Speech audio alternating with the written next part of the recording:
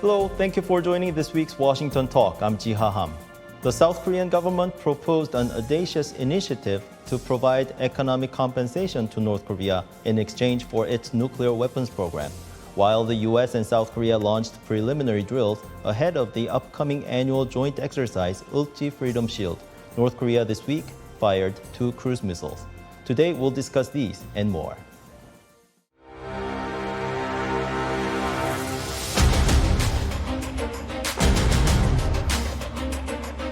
실질적인 비핵화로 전환한다면 그 단계에 맞춰 북한의 경제와 민생을 획기적으로 개선할 수 있는 담대한 구상을 지금 이 자리에서 제안합니다.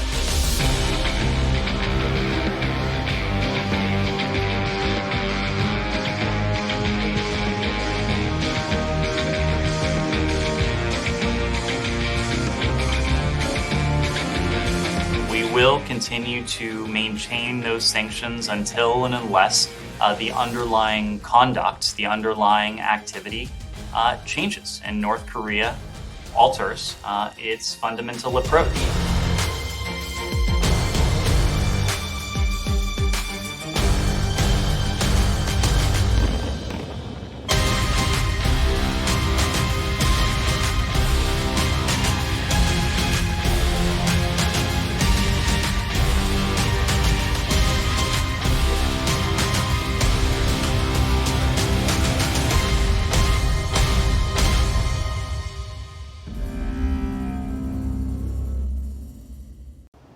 In the studio with me is Robert Rapson. Mr. Rapson retired from the State Department this past May after a distinguished 39-year career as a U.S. diplomat, a career that focused regionally on Korea, Japan, Southeast Asia, and India. His Korea experience is extensive, including assignment as Chargé d'Affaires and Deputy Chief of Mission at U.S. Embassy Seoul, and as Director for Korean Affairs at the State Department. Also joining me is Bruce Klingner, Senior Research Fellow for Northeast Asia at the Heritage Foundation's Asian Studies Center. Mr. Klingner served as CIA's Deputy Division Chief for Korea. Welcome to the show. Good to have you both today. Thank you. It's great to be here. In his Liberation Day speech, the South Korean President Yoon Suk-yeol offered audacious economic assistance to North Korea. This new initiative is to entice North Korea to abandon its nuclear programs.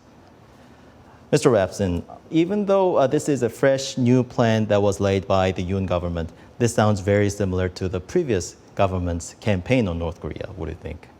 Yeah, good question, Jia, and obviously one that's gotten a lot of attention in the Korean press and elsewhere. You know, the similarities of this new audacious plan with what may have come before. It certainly captured Kim Yo-jong's attention overnight, and that's something we can talk about a little bit later in the show. But you know, it's not surprising that there might be similarities between this policy announcement, the audacious initiative, with earlier policies such as Lee Myung-bak's Vision 3000.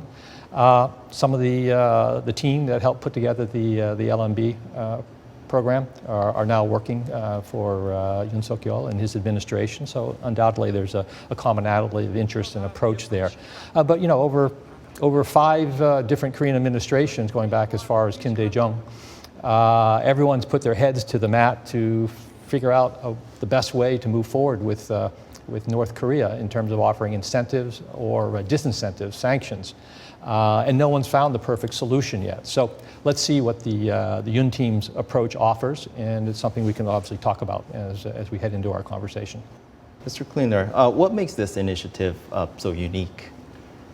I'm not sure if it is unique, as Mr. Rapson's pointed out. Is if we delve into it, there might be some new, unique component of it. But you know, over the years, over the decades, really, U.S. and South Korean administrations have offered any lengthy list of benefits and delivered on many of them, all to no avail. North Korea continued its relentless pursuit of nuclear weapons and an arsenal of missiles to deliver them. So North Korea, as Kim Yo-jong just did again, but over the years has also said no amount of economic compensation will allay their security concerns, yet we keep trying to offer it as a way of inducing them back to negotiations. As many had expected, Kim Yo-jong rejected the South Korea's offer. She said President Yoon displayed the height of absurdity. Mr. Rapson, do you think President Yoon intentionally offered something that North Korea wouldn't accept? Because some say the plan was for the local audience in Korea. Well, at some level, of course, the audacious initiative was announced during the presidential campaign last year. So, of course, it was put out with some intention to appeal to voters, or at least to reach out to South Korean voters ahead of the election. But no, I can't believe that they'd put up an extensive program or proposal like this with the intent that it shouldn't go forward. Of course, the president's team needs to have a plan B in case the program or the initiative does stall, and what will they do, what should they do in the event that they don't get a positive reaction. And of course, we've gotten the initial reaction from Kim Yo-jong, and it's negative as expected. So the question is, what will the team do to maybe regroup, recalibrate, or proceed forth with laying out the details of the audacious initiative? Mr. Klingner, this was expected. We've seen a similar reaction from North Korea in the past, perhaps not as bombastic in its tone as Kim Yo-jong, but that seems to be her style. I think she's playing the bad cop to Kim Jong-un's good cop, or in a North Korean context, it's more bad cop and worse cop.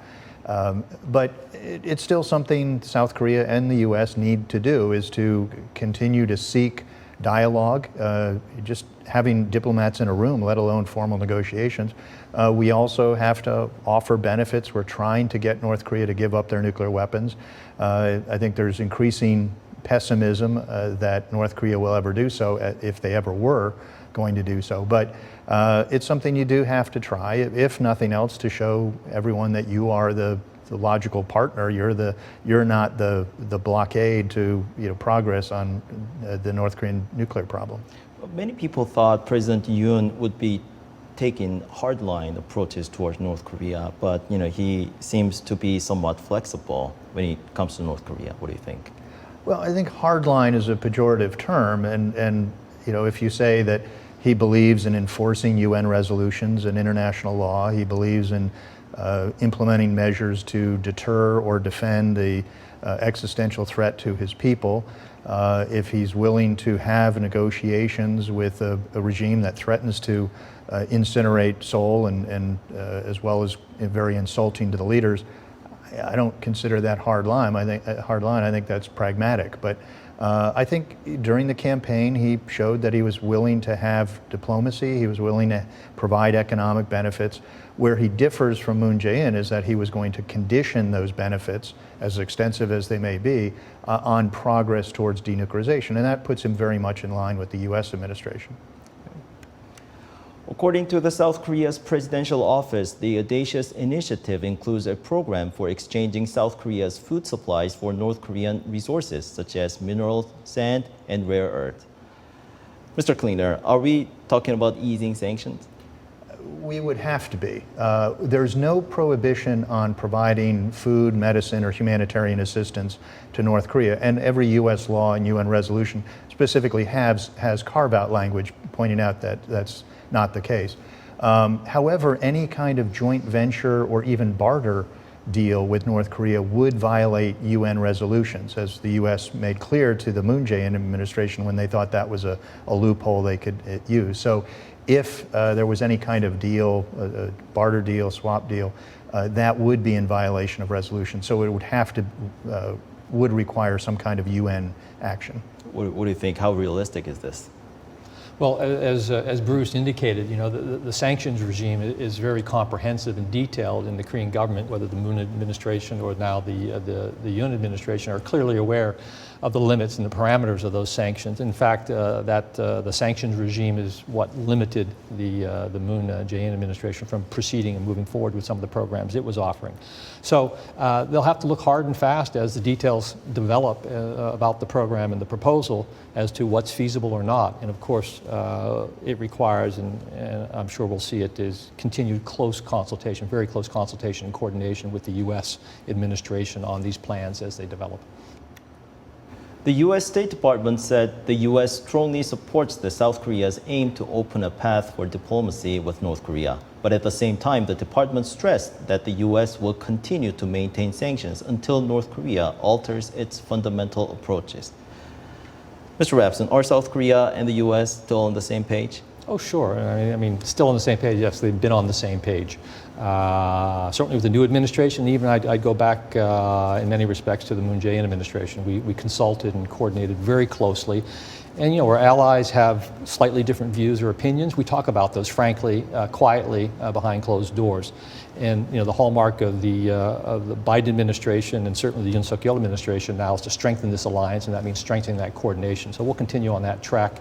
I don't see any inconsistencies with maintaining the firm sanctions regime, but still entertaining or considering the options for engaging in diplomacy. And that's been, again, the focus of U.S. diplomacy with respect to North Korea over the past 18 months of the Biden administration, is to be willing and open to talk with North Korea with no preconditions. And it's something, of course, we know that they haven't taken on.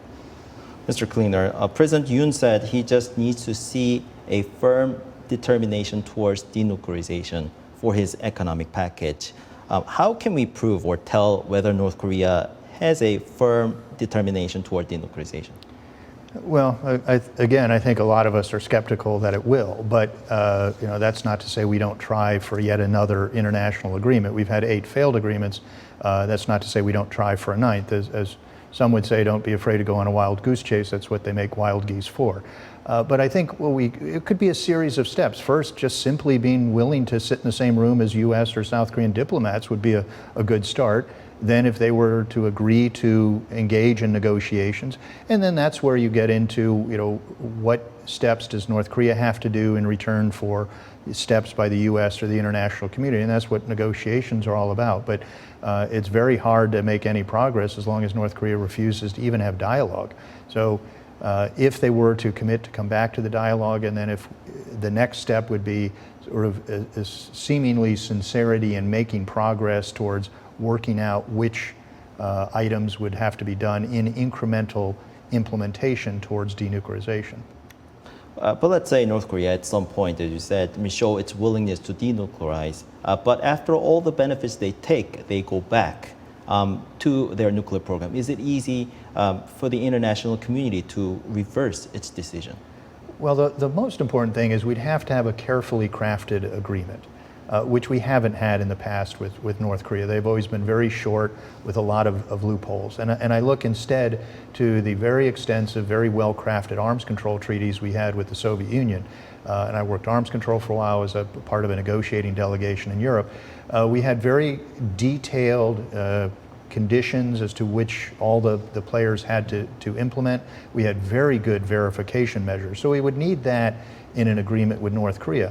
And because the benefits would be provided incrementally, if North Korea stopped doing something or went back, well, then the benefits would stop. You can also craft the economic benefits in a way where you had to automatically renew the provision of benefits, so that instead of having to get China or Russia to agree to reimpose sanctions, they simply snapped back because the approval wasn't given to continue them. Mr. Rapson, for years, the U.S. and the international community have tried hard to end North Korea's nuclear program.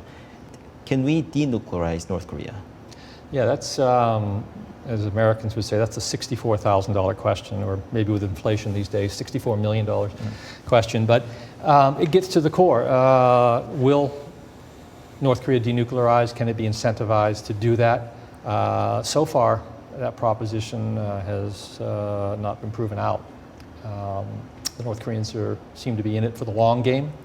They have an attachment to their strategic assets, nuclear weapons and devices to deliver them, and continue to improve them as we talk. So, you know, I'm personally skeptical that they'll give up their nuclear weapons, no matter what the incentive to do so is, but that doesn't mean we can stop trying, and that's what diplomacy is about, is engaging, offering to engage, but at the same time negotiating and carrying forward on a diplomatic program from a position of strength, and that's what the current administration, the Yoon Suk-yeol administration, and the Biden administration are doing with the strengthening of the alliance.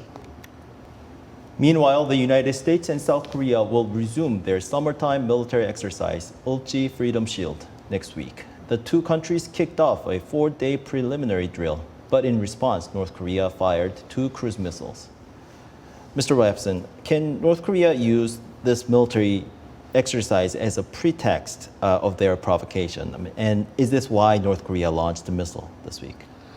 It's hard to tell exactly what is behind the decision making, but if we look at past practice over the many years and decades, this is not surprising. The launching of the 2 missiles, falls within this pattern of provocations over the last 6 or 7 months, but linked, I'm sure, to the President Yoon's announcement of the audacious initiative.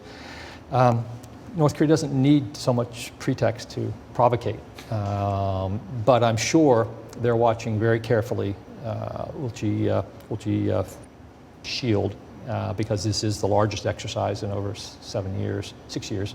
And so I'm sure they'll take advantage of, exploit it to do what they have been doing, and they may even escalate. So this much predicted, much forecasted nuclear test is not out of the realm of possibility that they might go forward with it. But we'll see. We've been wrong before, at least over the last 6 months, on that forecast nuclear test. Right. Mr. Klingner, you told us many times about the importance of the joint military exercise, but some people argue that North Korea did not conduct major weapons tests like ICBMs or nuclear after the U.S. made this decision. What do you think of that?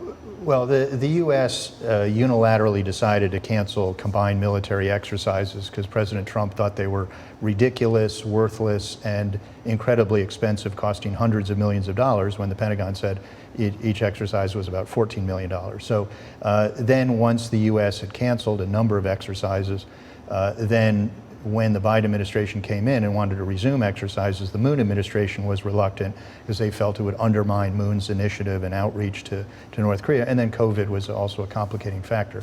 So military experts and senior military officers will say we have degraded the Allied deterrence and defense capability beginning with Trump's announcement in 2018. So it is something we need to do. Now, North Korea hasn't done a nuke test since 2017. They have done an ICBM test this year, but they're required by 11 UN resolutions not to do that.